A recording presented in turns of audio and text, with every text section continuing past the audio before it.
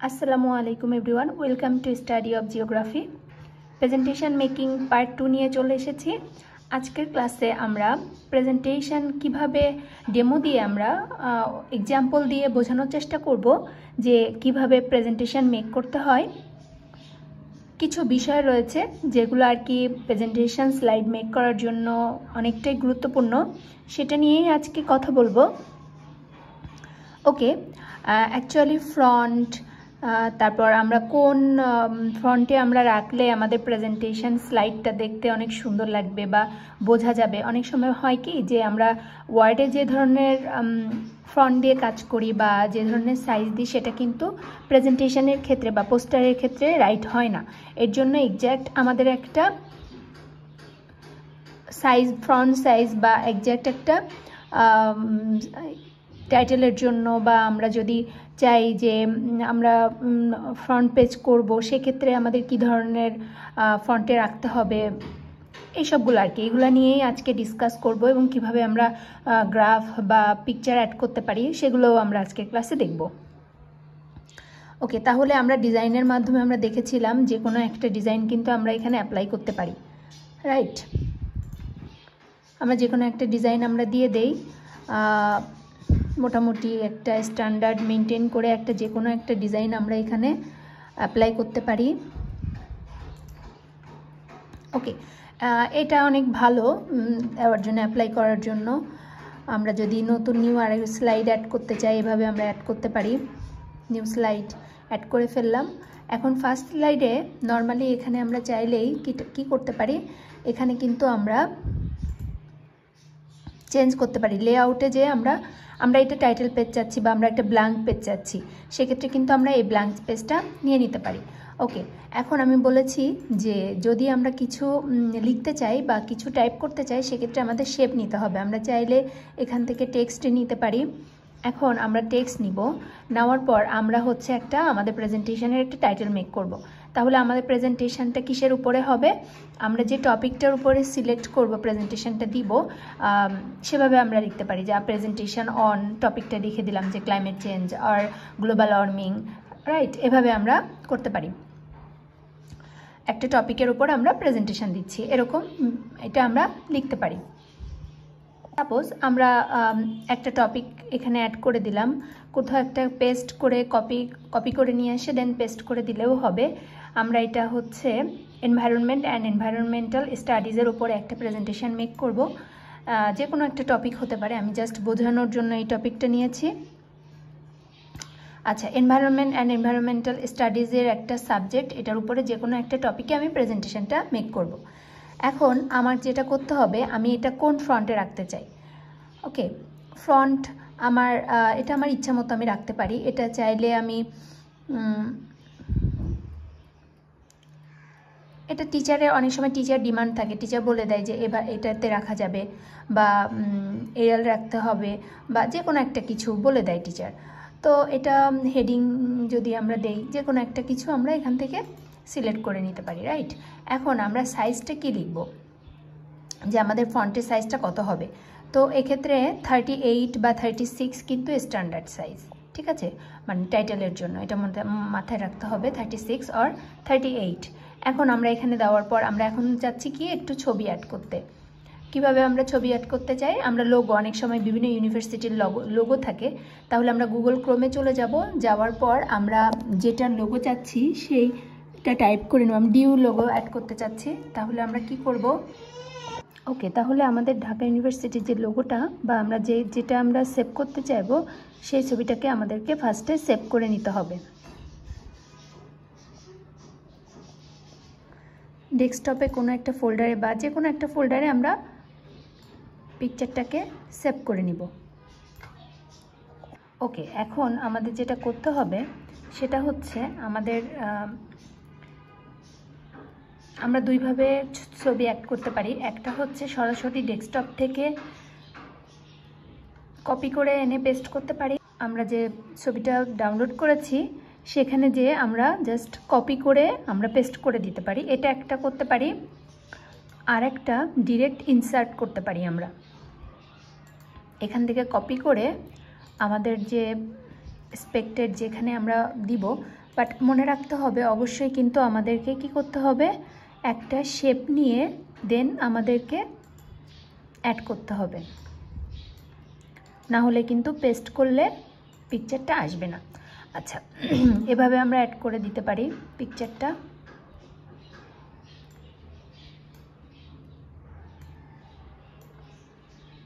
Adjust করে নিতে হবে মাউসের মাধ্যমে, বা আমরা যেভাবে আর কি করি এভাবে আমরা অ্যাডজাস্ট করে নিব। এটাকে আমি যদি উপরে বসাতে চাই এভাবে বসাই দিব, যে এভাবে করতে পারি। এভাবে আমরা কিন্তু ছবি বা লোগো আমরা অ্যাড করতে পারি। চাইলে এটাকে আমি আরও ছোট করে দিতে পারি, এটা যার যার ইচ্ছা, মনের ইচ্ছা, বা যে যেভাবে আর কি প্রেজেন্ট করতে চাই এটা। এখন আমরা যে দেখা যাচ্ছে যে আমরা প্রেজেন্টেশনটা দিব কিসের উপরে, আমরা হচ্ছে হাইড্রোলজিক্যাল সাইকেলের উপরে প্রেজেন্টেশনটা দিব।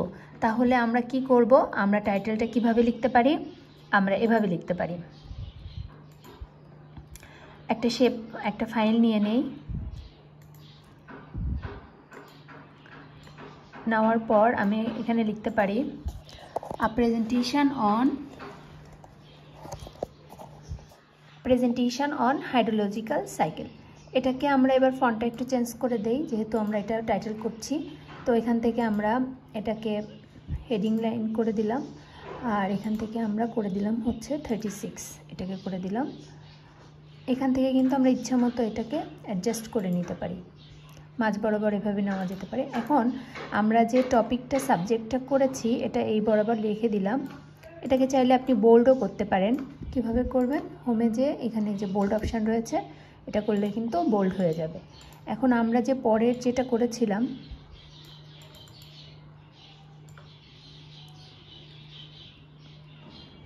এনভায়রনমেন্ট অ্যান্ড এনভায়রনমেন্টাল স্টাডিজ, যেহেতু এই টপিকটার উপর আমরা প্রেজেন্টেশন দিচ্ছি এবং এটা একটা সাবজেক্ট, সো এটাকে আমরা একটু ফ্রন্ট কমাই দিতে পারি। এটাকে আমরা 20 দিতে পারি, 20 দিয়ে এটা বরাবর নিচে রাখতে পারি।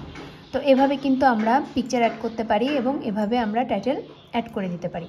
এখন আমি এখানে প্রেজেন্টেড বাই লিখতে পারি, যে প্রেজেন্টেড বাই যে প্রেজেন্ট করছে তার নাম লিখতে পারি, তার ডিটেল লিখতে পারি, সে কোন ইউনিভার্সিটি থেকে পড়াশোনা করছে সেটা কিন্তু এভাবে আমরা নিচে লিখতে পারি। এভাবে শেপ দিয়ে আমরা এখানে লিখে নিতে পারি, যে এভাবে আমরা লিখতে পারি। এখানে প্রেজেন্টেড বাই লিখে যে নামটা লিখবো আমরা সেটা এখানে অ্যাড করে দিতে পারি, বা যদি গ্রুপ প্রেজেন্টেশন হয় সেক্ষেত্রে সবার নাম কিন্তু এখানে অ্যাড করে দিতে পারি। এটাই হচ্ছে রুল। আচ্ছা, যদি আমরা পিকচারটা ডিরেক্ট অ্যাড করতে চাই সেক্ষেত্রে আমরা এই যে ফটো অ্যালবামে চলে যেতে পারি, নিউ ফটো অ্যালবাম, বা এখান থেকে পিকচার আছে, পিকচার দিলে পিকচার অ্যাড হয়ে যাবে, ডিরেক্ট কিন্তু চলে গেল। এটা আমরা এই যে এখান থেকে আমরা ডেস্কটপে যদি আমাদের ফোল্ডার থাকে তাহলে ডেস্কটপ থেকে আমরা এখান থেকে আমরা এই যে ফোল্ডার থেকে আমরা কিন্তু এটা ইনসার্ট করে দিলেই আমাদের পিকচারটা চলে আসবে। ওকে, আমি কিন্তু দুইটা নিয়ম শিখালাম যে কিভাবে আমাদের এটা কি করতে পারি, আমরা অ্যাড করতে পারি। দুইটা সিস্টেমই আমি বলে দিলাম। এটা হচ্ছে আমাদের ফ্রন্ট পেজ। এটা আমরা যদি ফ্রন্ট পেজ করি, ফার্স্ট আমরা এরকম একটা পেজ ক্রিয়েট করলাম, এখানে লিখলাম যে প্রেজেন্টেড বাই, যে যারা প্রেজেন্ট করলো তাদের নাম বা তাদের ডেজিগনেশন লিখতে পারি, কোন ইউনিভার্সিটি থেকে পড়াশোনা করেছে সেটা লিখতে পারি। ওকে, তারপর সেকেন্ড পেজে কি চলে আসবে বলেছি, সেকেন্ড পেজে আমরা এখানে আমরা আসলে এটা কি ব্ল্যাঙ্ক পেজ করলে কিন্তু জিনিসটা আমরা ইচ্ছা মতো অর্গানাইজ করে নিতে পারি। তো সেকেন্ড পেজে আমরা কন্টেন্ট অ্যাড করতে পারি।